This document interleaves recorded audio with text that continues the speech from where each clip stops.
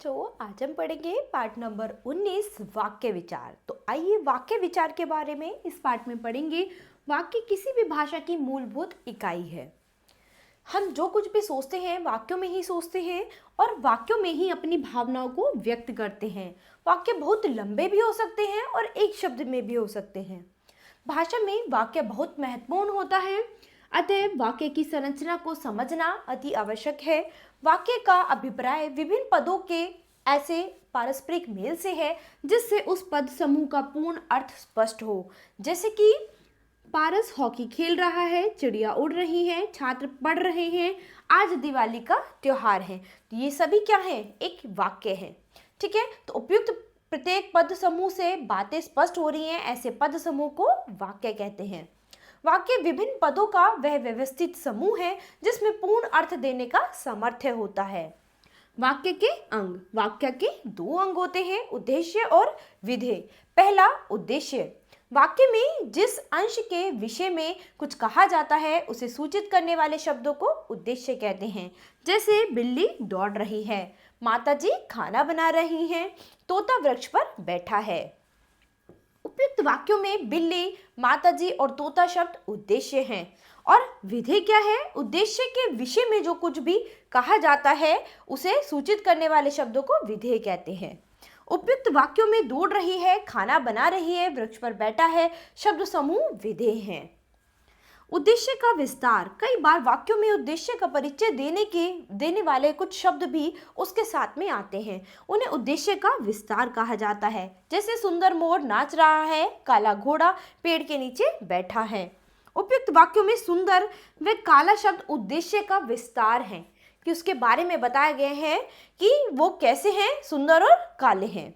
विधेय का विस्तार। मूल विधेय को पूर्ण करने के लिए जिन शब्दों का प्रयोग किया जाता है वे विधेय का विस्तार कहलाते हैं। जैसे मनु मेरी पुस्तक पढ़ती है। उपयुक्त वाक्यों में मेरी शब्द पुस्तक का विस्तार करने का कारण विधेय का विस्तार है। कर्म का विस्तार। कर्म के विशेषण आदि कर्म का विस्तार कहलाते हैं। ठीक है, जैसे सुंदर स्वच्छ अक्षर लिखो। उपयुक्त वाक्य में सुंदर स्वच्छ कर्म का विस्तार है। क्रिया का विस्तार। क्रिया विशेषण के द्वारा क्रिया का विस्तार होता है। जैसे लता मधुर गीत गाकर सुनाती है। उपयुक्त वाक्य में गाकर क्रिया का विस्तार है। वाक्यों का वर्गीकरण। वाक्यों का वर्गीकरण दो आधारों पर किया जाता है। पहला, रचना के आधार पर, दूसरा अर्थ के आधार पर। तो पहला है रचना के आधार पर। रचना के अनुसार वाक्य के तीन भेद होते हैं। पहला साधारण वाक्य, दूसरा संयुक्त वाक्य और तीसरा मिश्रित वाक्य। तो पहला साधारण और सरल वाक्य। जिस वाक्य में केवल एक ही कर्ता और उसकी एक ही क्रिया हो उसे साधारण वाक्य कहते हैं। जैसे बच्चा रोता है, मोर नाचता है, नाई बाल काटता है। तो उपयुक्त प्रत्येक वाक्य में एक कर्ता और उसकी एक ही क्रिया है, अतः ये साधारण वाक्य है। दूसरा है संयुक्त वाक्य। तो समानता के आधार पर जब दो वाक्य समुच्चय बोधक शब्दों से जुड़ते हैं तो इस प्रकार बना वाक्य संयुक्त वाक्य कहलाता है। जैसे मैं आपका इंतजार करता रहा लेकिन आप नहीं आए। तो यहाँ पर समुच्चय बोधक शब्द क्या हुआ? लेकिन, जिससे दो वाक्यों को आपस में जोड़ा गया है। उपयुक्त वाक्य में दो स्वतंत्र उपवाक्य लेकिन समुच्चय बोधक शब्द से जुड़े हैं, अतः यह संयुक्त वाक्य है। संयुक्त वाक्य चार प्रकार के होते हैं: संयोजक, विभाजक, विकल्प सूचक और परिणाम बोधक। तो पहला संयोजक। एक साधारण वाक्य दूसरे साधारण वाक्य या मिश्रित वाक्य से संयोजक अव्यय द्वारा जुड़ा हुआ होता है। जैसे राम सोया और मोहन उठा। दूसरा विभाजक। साधारण अथवा मिश्रित वाक्यों का परस्पर भेद या विरोध का संबंध होता है। जैसे वह अध्ययन जो बहुत करता है पर उत्तीर्ण नहीं होता। इसी तरह विकल्प सूचक। इसमें दो बातों में से किसी एक बात को स्वीकृत करना होता है। जैसे या तो मैं प्रथम आऊंगा या फिर पढ़ना छोड़ दूंगा, है ना। तो विकल्प है एक। परिणाम बोधक। इसमें एक साधारण वाक्य दूसरे साधारण या मिश्रित वाक्य का परिणाम होता है। जैसे कि आज घर पर बहुत मेहमान हैं अतः मैं भ्रमण करने नहीं जाऊंगा। इसके बाद आते हैं मिश्रित वाक्य। जब किसी विषय पर पूर्ण विचार करने के लिए अनेक साधारण वाक्यों को मिलाकर एक वाक्य की रचना करनी होती है तब वह रचित वाक्य ही मिश्रित वाक्य कहलाता है। इसमें एक मुख्य उपवाक्य होता है और दूसरा आश्रित उपवाक्य। ठीक है, तो एक उपवाक्य होगा और दूसरा उस पर आश्रित होगा, आधारित होगा। आश्रित उपवाक्य अधिक भी हो सकते हैं, जैसे यदि आप परिश्रम करते तो अवश्य सफल होते। उपयुक्त वाक्य में यदि आप परिश्रम करते मुख्य उपवाक्य है और अवश्य सफल होते आश्रित उपवाक्य है, अतः यह मिश्रित वाक्य है। अर्थ के आधार पर वाक्य भेद। अर्थ की दृष्टि से वाक्य के निम्नलिखित 8 भेद होते हैं। पहला विधानवाचक वाक्य, दूसरा नकारात्मक वाक्य, तीसरा विधिवाचक वाक्य, चौथा विस्मयादिबोधक वाक्य, पांचवा प्रश्नवाचक वाक्य, छठा इच्छावाचक वाक्य, सातवां संदेहवाचक वाक्य और आठवां संकेतवाचक वाक्य। तो सबसे पहले पढ़ेंगे विधानवाचक वाक्य के बारे में।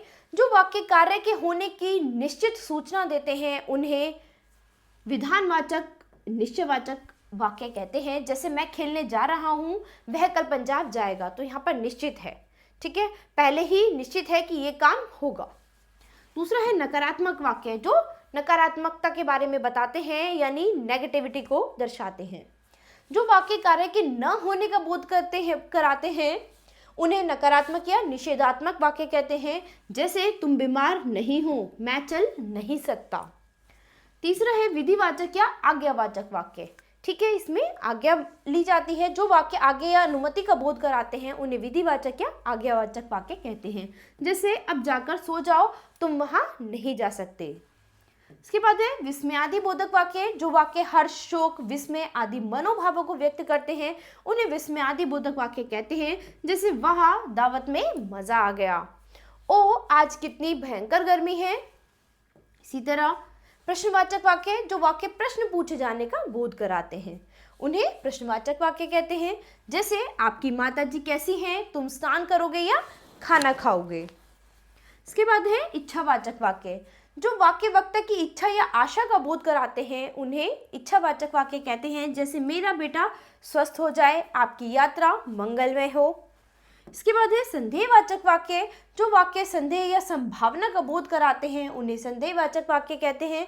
जैसे आज वर्षा हो सकती है, फसल पक चुकी होगी। इसके बाद है संकेतवाचक वाक्य। जब वाक्य में दो क्रियाएं हो तथा एक क्रिया दूसरी क्रिया पर निर्भर हो तो उसे संकेतवाचक वाक्य कहते हैं। जैसे यदि धूप निकली तो ठंड कम हो जाएगी, डॉक्टर आता तो रोगी के प्राण बच जाते। तो इस पाठ का आपको क्या सार मिलता है? शब्दों के सार्थक समूह को वाक्य कहते हैं।